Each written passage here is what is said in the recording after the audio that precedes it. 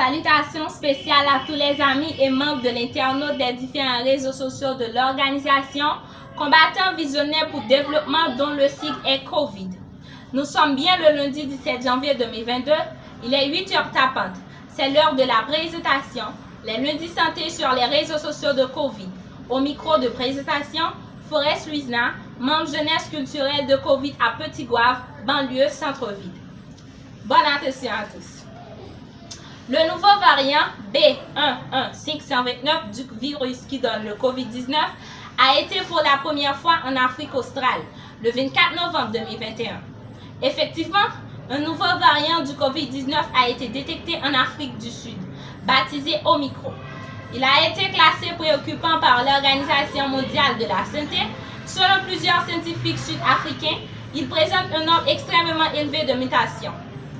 Les métamorphoses du virus initial peuvent potentiellement le rendre plus transmissible jusqu'à rendre un variant dominant.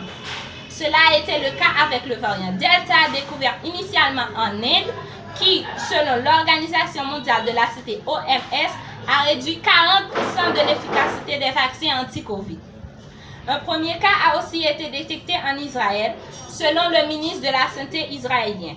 Par ailleurs, en Haïti, une grippe saisonnière coïncide avec le COVID-19, une épidémie de fièvre accompagnée de courbatures, tous et autres symptômes du coronavirus défraient la chronique en Haïti depuis une quinzaine de jours.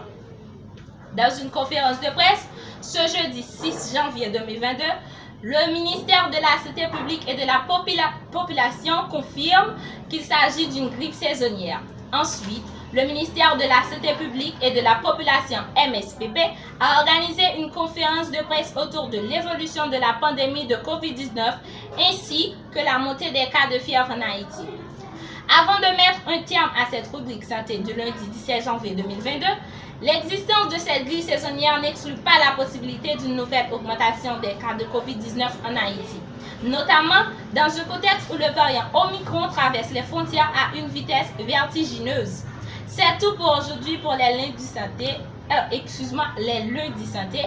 Merci de nous avoir accueillis chez vous. C'était au micro de présentation Forest Luisna, membre jeunesse culturelle de COVID à Petit-Goâve, banlieue, centre-ville.